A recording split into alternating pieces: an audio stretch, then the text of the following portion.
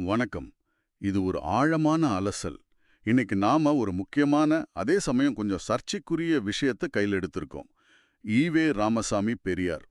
பகுத்தறிவு, சமூக நீதினாலே அவர் பேர் தான் நமக்கு ஞாபகம் வரும். ஆனா லாட்டரி, மதுபானம் இது சம்பந்தமா அவரோட கருத்துக்கள் காலப்போக்கில் மாறிடுச்சு அப்படின்னு சில ஆதாரங்கள் சொல்லுது. அந்த மாற்றங்கள் என்ன, ஏன் மாறிச்சு, இல்ல உண்மையிலே மாறிச்சா, இதெல்லாம் தான் நாம இன்னைக்கு அலச போறோம் இந்த ஆதாரங்கள் அடிப்படையில. ஆமா. நம்ம கிட்ட சில குறிப்புகள் இருக்கு. குறிப்பா பெரியார் சித்திரபுத்திரன் அப்படிங்கிற பேர்ல எழுதினதா சொல்ற சில கட்டுரைகள். அப்புறம் குடியரசு இதழ்ல வந்த கருத்துக்கள். இதுக்கப்புறம் அவரோட சீடர்கள், அதாவது அண்ணாதுரை, கருணாநிதி இவங்க முதலமைச்சரா இருந்தப்போ லாட்டரி, மதுவிலக்கு ரத்துன்னு சில முடிவுகள் எடுத்தாங்க இல்லையா? அதுக்கு பெரியார் எப்படி எதிர்வினை ஆற்றினார்னு சொல்ற சில எழுத்துக்கள். இதுல பெரியார் மேல கடுமையான விமர்சனங்களும் இருக்கு. அதையும் பார்க்கணும். ஆமா, நம்ம நோக்கம் இங்க அவர புரளறதோ இல்ல குறை சொல்றதோ கிடையாது. இந்த ஆதாரங்கள் என்ன சொல்லுதோ அத வச்சு அவரோட நிலைப்பாடுகள்ல ஒரு முரண்பாடு இருக்கிறதா சொல்லப்படுது. அத புரிஞ்சுக்க முயற்சி பண்றது தான். அவரோட பகுத்தறிவு கொள்கைக்கும் இந்த குறிப்பிட்ட விஷயங்கள்ல அவர் எடுத்ததா இந்த ஆதாரங்கள் சொல்ற நிலைப்பாடுகளுக்கும் என்ன தொடர்பு? இல்ல முரண்பாடு இருக்கா? இததான் நம்ம பார்க்க போறோம். அந்த கேள்விகள அலசுவோம். சரி, அப்ப ஆரம்பிக்கலாம். முதல்ல 1935 வாக்குல போவோம். குடியரசு இதழ்ல பெரியார் சித்திரபுத்திரன் அப்படிங்கிற பேர்ல எழுதினதா சொல்ற ஒரு கட்டுரை. தலைப்பு முட்டாளுகளுக்கு வரி. ஆமா. அதுல அரசாங்கம் லாட்டரி, குதிரைப்பந்தயம் இதெல்லாம் ஏன் அனுமதிக்கிறாங்கன்னு கேள்வி கேட்டு அதுக்கு அவரே பதிலும் சொல்ற மாதிரி அந்த குறிப்பு சொல்லுது. என்ன சொல்றாரு அதுல? அவர் சொல்றது என்னன்னா, பகுத்தறிவு இல்லாத முட்டாள்கள் இருக்காங்க இல்லையா, அவங்க கிட்ட இருந்து பணத்தை வசூலிக்கத்தான் அரசாங்கம் இதையெல்லாம் அனுமதிக்குதான். ஒரு மாதிரி தந்திரமா வரி வாங்குற முறைன்னு சொல்றார் போல. ம். இத விளக்க அவர் ஒரு உவமை சொல்றதா அந்த ஆதாரம் சொல்லுது. அது இன்னும் ஷார்ப்பா இருக்கு இல்லையா? ஆமாமா. அந்த உவமை ரொம்ப கவனிக்க வேண்டிய ஒண்ணு. ஒரு தாசி அவங்க அம்மா கிட்ட கேக்குறாங்களாம். ஆண்கள் எனக்கு இன்பம் கொடுத்து, பணமும் தந்து, என்னையே வணங்குறாங்களே, இது ஏம்மா? அப்படின்னு. ஓ! அதுக்கு அந்த அம்மா சொல்றாங்களாம், நல்ல காரியத்துக்கு பணம் செலவு பண்ணாத அயோக்கியர்கள் இருக்காங்க. அவங்க பணம் எப்படியாவது செலவாகணும் இல்லையா? அதுக்காகத்தான் கடவுள் நம்மையும், அதாவது தாசிகளையும், கள்ளுச்சாராய கடைகளையும், சூதாட்டங்களையும் உண்டாக்கி வச்சிருக்காரு அப்படின்னு சொன்னார்னு பெரியார் சொன்னார்னு இந்த ஆதாரம் சொல்லுது. அப்போ இந்த ஆரம்பகால பார்வையில லாட்டரி, மது, சூது இதெல்லாம் வெறும் முட்டாள்கனம் மட்டும் இல்ல, அது சமூகத்துல இருக்கிற அயோக்கியர்கள் கிட்ட இருந்து பணத்தை புடுங்குற வழிகள்னு அவர் நினைச்சிருக்கார் போல. ஆமா, அதோட கடவுளே அத அனுமதிச்சிருக்காருன்னு ஒரு மாரி கிண்டலா சொல்றது மூலமா, அது மேல தனக்கிருந்த கடுமையான எதிர்ப்பையும், ஒரு ஏளனத்தையும் பதிவு செஞ்சிருக்காருன்னு இந்த ஆதாரம் காட்டுது. பகுத்தறிவுக்கு இது சரிபட்டு வராதுங்கிறது தான் அவரோட நிலைப்பாடு அப்போ. மிகச்சரியா சொன்னீங்க. இங்க முக்கியமா நாம கவனிக்க வேண்டியது, இந்த விஷயங்கள் பகுத்தறிவுக்கு எதிரானது, ஒழுக்கக்கேடானது, கண்டிப்பா தவிர்க்க வேண்டியதுன்னு ஒரு தெளிவான கடுமையான நிலைப்பாடு தெரியுது. லாட்டரினா முட்டாள்கிட்ட இருந்து வரிய வாங்குற வழி, மதுவும் சூதும் அயோக்கியர்கள் பணத்தை கறக்கிற மோசமான வழிகள், இப்படியெல்லாம் அவர் நினைச்சதா இந்த மூல சொல்லுது. ஆனா இந்த கடுமையான நிலைப்பாடு அப்படியே நீடிச்சுதா? அதுதான் இங்கே பெரிய கேள்விக்குறி. பெரியாரோட சீடர் சி.என். அண்ணாதுரை தமிழ்நாட்டோட முதலமைச்சர் ஆனதும் ஒரு புது திட்டத்தை கொண்டு வராரு. அதுதான் அரசு லாட்டரி சீட்டு. ஆமா, விழுந்தால் வீட்டுக்கு இல்லையேல் நாட்டுக்குன்னு ஒரு ஸ்லோகனோட. ஆமா. இத பத்தி இந்த ஆதாரம் என்ன சொல்லுது?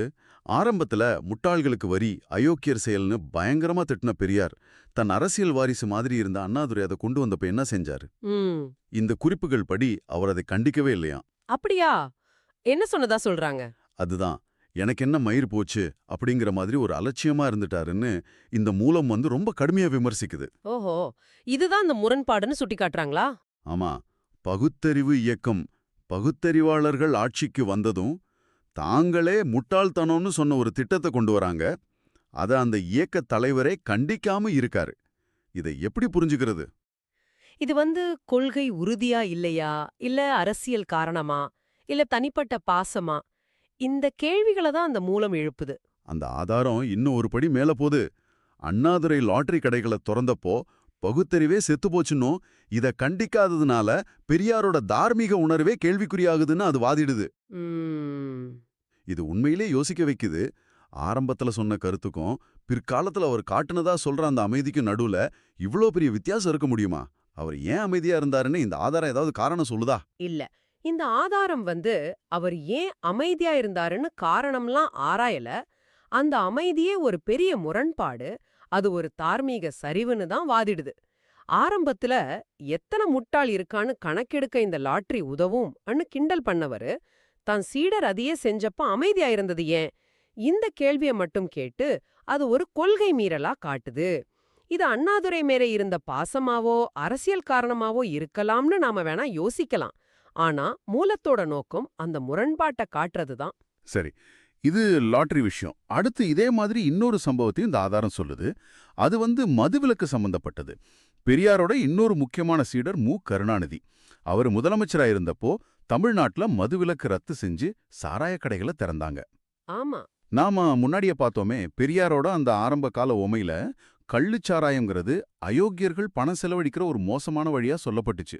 கரெக்ட். அப்போ கருணாநிதி சாராய கடையை திறந்தப்போ பெரியாரோட எதிர்வினை என்னவா வந்துச்சு? இந்த ஆதாரம் என்ன சொல்லுது? இங்கேயும் அதே மாதிரி ஒரு நிலைப்பாடு மாற்றம் தான் நடந்ததா இந்த ஆதாரம் சொல்லுது. கருணாநிதி சாராய கடைய திறந்தப்போ பெரியார் அத கண்டிக்கல. அது மட்டும் இல்ல, ஒருபடி மேல போய் குடிக்கிறத ஆதரிச்சு பேச ஆரம்பிச்சாருன்னு இந்த மூலம் குற்றம் சாட்டுது. அப்படியா? ஆதாரம் ஏதாவது இருக்கா அதுக்கு? இருக்கு.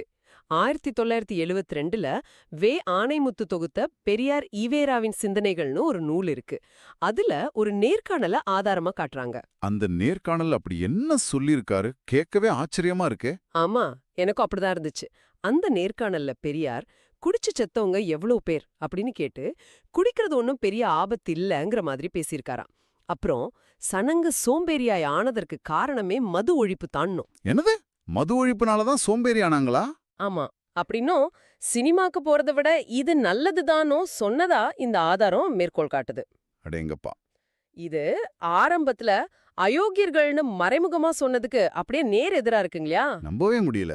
மது ஒழிப்பு தான் மக்களை சோம்பேறியாக்கிச்சுங்கிற வாதம் அவரோட முந்தைய கருத்துக்களோட ஒப்பிட்டு அப்படியே தலைகீழா இருக்கு. இந்த மாற்றத்தை அந்த ஆதாரம் எப்படி விளக்குது? இல்ல எப்படி விமர்சிக்குது? ரொம்ப கடுமையா விமர்சிக்குது. பெரியார்கிட்ட அறிவு நாணியம் இல்லனோ வெட்கம் கெட்டி இப்படி பேசினதாகவும் குற்றம் சாட்டுது. ஓ, அயோக்கியர்கள் தான் கள்ளு சாராயம் குடிப்பாங்கன்னு முன்னாடி சொன்னவரு, அப்புறம் சனங்க சோம்பேறி ஆனதுக்கு கள்ளு சாராயம் குடிக்காம போனதுதான் காரணம்னு சொல்றத எப்படி ஏத்துக்கிறதுன்னு கேள்வி கேக்குது. சரி. அந்த ஆதாரம் இன்னும் ஒரு படி மேல போய் இப்படி நாளொரு மேனி பொழுதொரு பேச்சாய் அவர் பேசியதால ஒருவேளை அவருக்கு போதைப் பழக்கம் எதுவும் இருந்திருக்குமோன்னு ஒரு சந்தேகத்தை எழுப்புது. ஆனா அதே சமயம் பெரியார் தனக்கு குடிப்பழக்கமே இல்லைன்னு சொன்னதையும் அந்த ஆதாரம் சொல்லியிருக்கு. ஆக லாட்டரி விஷயத்துல அமைதியா இருந்தது, மது விஷயத்துல ஆதரிச்சு பேசினது, இந்த 2 சம்பவங்களையும் வச்சு பெரியாரோட நிலைப்பாடுல ஒரு பெரிய மாற்றம் இல்லனா முரண்பாடு இருந்துச்சுன்னு இந்த ஆதாரம் வாதிது. சரி, இந்த முரண்பாடுகளை எல்லாம் சுட்டி காட்டிட்டு இந்த ஆதாரம் கடைசியா ஒரு வாதத்துக்கு வருது. அது என்ன? அது நாம ஆரம்பத்துல பார்த்தோமே அந்த உவமை, அதுக்கு திரும்ப போகுது. அயோக்கியர்கள் நல்ல காரியத்துக்கு பணம் செலவழிக்க மாட்டாங்க, அதனால அவங்க பணம் வேற வழியில, அதாவது தாசி மது சூது மூலமா செலவாகணும்னு கடவுள் அனுமதிச்சிருக்காருன்னு பெரியார் சொன்னதா பார்த்தோம் இல்லையா? ஆமா ஆமா, ஞாபகம் இருக்கு. அந்த வாதத்தை இப்போ பெரியாருக்கே எதிரா திருப்புது இந்த ஆதாரம். அதாவது சமூகத்துல நடக்கிற இந்த மாதிரி அயோக்கியத்தனங்களுக்கு காரணம் கடவுள்தான் அப்படிங்கிற மாதிரி ஆரம்பத்துல பேசின பெரியார், அதே மாதிரி செயல்களை, அதாவது பகுத்தறிவுக்கு ஒவ்வாத லாட்டரி, தீமைன்னு சொன்ன மது விற்பனை, இதையெல்லாம் தன் சீடர்கள் ஆட்சியில செஞ்சப்போ அந்த சீடர்களை கண்டிக்காம அவங்கள விமர்சிக்காம விட்டுட்டாருன்னு சொல்லுது. புரியுது புரியுது. அதாவது ஆரம்பத்துல இந்த மாதிரி விஷயங்களுக்கு கடவுள் மேல பழிய போட்டவரு தன் சீடர்கள் செஞ்சப்போ அவங்கள பொறுப்பாக்காம, அவங்கள கண்டிக்காம, பழையபடி எல்லாத்துக்கும் கடவுள் தான் காரணங்கிற மாதிரி மறைமுகமா நடந்துக்கிட்டாருன்னு இந்த ஆதாரம் குற்றஞ்சாட்டுதான். மிக சரியா புரிஞ்சுக்கிட்டீங்க. அதான் பாயிண்ட். அண்ணாதுரை லாட்சி கொண்டு வந்தப்போவும் சரி, கருணாநிதி மதுக்கடை திறந்தப்போவும் சரி, பெரியார் தன் சீடர்களை கண்டிக்கல. ஆனா ஆரம்பத்துல இதுக்கெல்லாம் காரணம் கடவுள்னு சொல்லியிருந்ததால தவறு செஞ்சதா கருதப்பட்ட சீடர்களை விட்டுட்டு பழிய மட்டும் கடவுள் மேல போடுற மாதிரி ஒரு இரட்டை நிலைப்பாடு எடுத்ததா இந்த ஆதாரம் ரொம்ப கடுமையா விமர்சிக்குது. இதான் பெரியாரோட பகுத்தறிவின் யோக்கியதைன்னும், பழிய சுமத்த ஒரு கடவுள் இருக்கிற வரைக்கும் யார் வேணாலும் தங்களை பகுத்தறிவாதியா காட்டிக்க முடியும்னு ரொம்ப காட்டமா அந்த ஆதாரம் முடிக்குது. ஆக இன்னைக்கு நாம் அலசின இந்த ஆதாரங்களோட அடிப்படையில பார்த்தா ஒரு சிக்கலான சித்திரம் நமக்கு கிடைக்குது. பெரியாரோட லாட்டரி, மது பத்தின ஆரம்பகால கருத்துகள் ரொம்ப கடுமையா பகுத்தறிவு அடிப்படையில இருந்ததாகவும், ஆனா பிற்காலத்துல குறிப்பா அவரோட அரசியல் சீடர்கள் சம்பந்தப்பட்ட விஷயங்கள்ல அந்த நிலைப்பாடுகள்ல ஒரு நெகிழ்வுத்தன்மை, இல்ல மாற்றம், இல்லனா ஒரு முரண்பாடு இது காணப்பட்டதாகவும் இந்த ஆதாரங்கள் வாதிடுது. ஆமா, முட்டாள்களுக்கு வரி, அயோக்கியர் செயல்னு சொன்ன விஷயங்கள் நடைமுறைக்கு வந்தப்போ விமர்சனம் இல்லாம போச்சு. சில சமயம் ஆதரிக்கவும் பட்டதுங்கிறது தான் இந்த ஆதாரங்கள் சொல்ற மையமான குற்றச்சாட்டு. இது கண்டிப்பா சில முக்கியமான கேள்விகளை எழுப்புது இல்லையா? ஆமா, ஒரு தலைவரோட சித்தாந்தங்களுக்கும் அவர் இருக்கிற அந்த அரசியல் சூழலுக்கும் அவரோட தனிப்பட்ட உறவுகளுக்கும் இதுக்கு நடுவுல இருக்கிற தொடர்பு எப்போதுமே ரொம்ப சிம்பிளானது இல்ல. ஒரு கொள்கையில உறுதியா நிக்கிறதுங்கிறது எல்லா சூழ்நிலையிலும் எல்லார் விஷயத்திலயும் ஒரே மாதிரி இருக்குமா? அல்லது சூழலுக்கு ஏத்த மாதிரி. குறிப்பா நெருக்கமானவங்க சம்பந்தப்படும்போது நிலைப்பாடுகள் மாறுறதுக்கு வாய்ப்பு இருக்கா? இந்த கேள்விகளை தான் இந்த குறிப்பிட்ட ஆதாரங்கள் நம்ம முன்னாடி வைக்குது. இது பெரியார் மேல இருக்கிற விமர்சனங்களா இருந்தாலும் பொதுவாவே தலைவர்கள், சித்தாந்தங்கள், நடைமுறை சிக்கல்கள் பத்தின கேள்விகளாவும் இருக்கு. நிச்சயமா. இங்க நம்ம நோக்கம் இந்த ஆதாரங்கள் சொல்ற குற்றச்சாட்டு சரியா தப்பான தீர்ப்பு சொல்றது இல்ல. மாறா, ஒரு பெரிய செல்வாக்கு மிக்க பலரால மதிக்கப்படுற ஒரு வரலாற்று ஆளுமை மேல இந்த மாதிரி விமர்சனங்களும் இருக்கு. அவரோட நிலைப்பாடுகள்ல இந்த மாதிரி சிக்கல்களும் முரண்பாடுகளும் இருந்ததா சுட்டிக்காட்டப்படுதுங்கிறத உங்களுக்கு தெரியப்படுத்துறது தான். ஆமா, அந்த ஆதாரங்கள் முன்வைக்கிற வாதங்கள், அதோட கோணங்கள், இத உங்களுக்கு கடத்துறது தான் இந்த உரையாடலோட நோக்கம். இது உங்களை இன்னும் அதிகமா சிந்திக்க வைக்கும்னு நம்புறோம். இறுதியா நீங்க சிந்திச்சு பார்க்கறதுக்கு ஒரு